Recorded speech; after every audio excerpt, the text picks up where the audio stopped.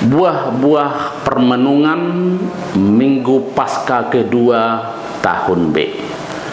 Bacaan pertama dari Kisah Para Rasul bab 4 ayat 32 sampai 35. Bacaan kedua surat Rasul Yohanes yang pertama bab 5 ayat 1 sampai 6. Injil Yohanes 20 ayat 19 sampai 31. Bacaan pertama menggambarkan bagaimana keadaan jemaat yang pertama yang mengimani Yesus yang bangkit. Cita-cita hidup yang dikehendaki oleh Yesus yang bangkit sungguh ditampakkan, yakni umat yang bertanggung jawab akan orang lain. Orang yang berkumpul bersama para rasul adalah orang yang berhasil memahami kasih Yesus dan melaksanakannya. Ada sikap untuk saling berbagi. Tidak ada orang yang merasa kekurangan.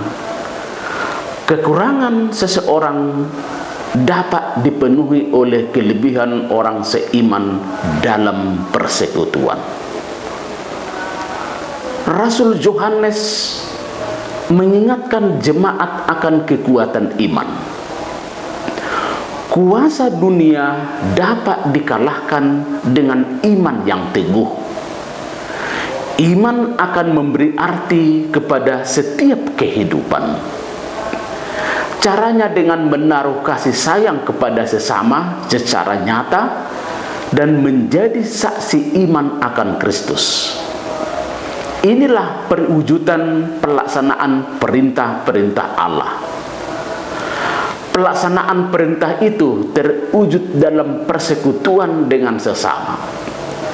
Hanya dalam persekutuan kecukupan itu sangat nyata, karena Yesus yang bangkit selalu mengalirkan rahmat-Nya dalam persekutuan.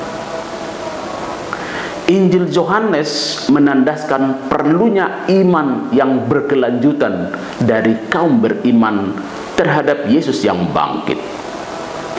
Yesus yang bangkit tidak akan pernah meninggalkan orang beriman dalam ketakutan.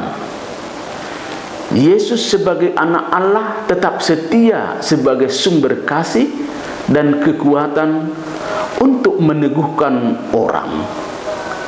Yesus selalu membawa damai.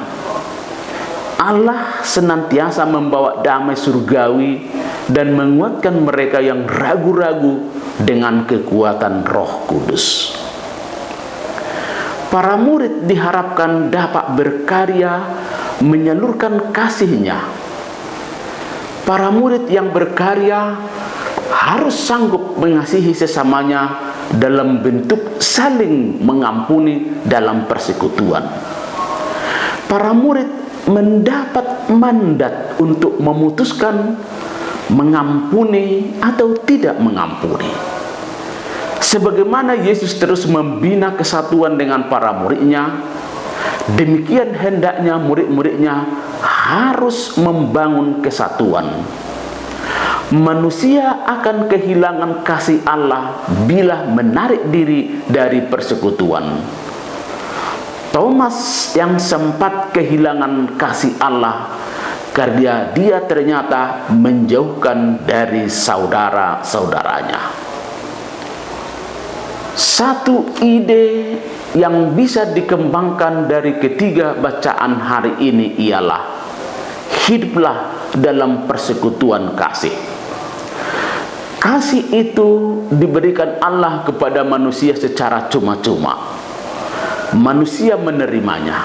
Manusia menjadi mengasihi Allah dan bertanggung jawab untuk menjalin kasih dengan sesama.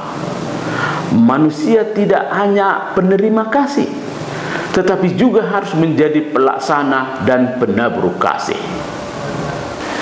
Ketika manusia kehilangan persekutuan dengan Yesus, manusia cenderung mengandalkan pikirannya sendiri.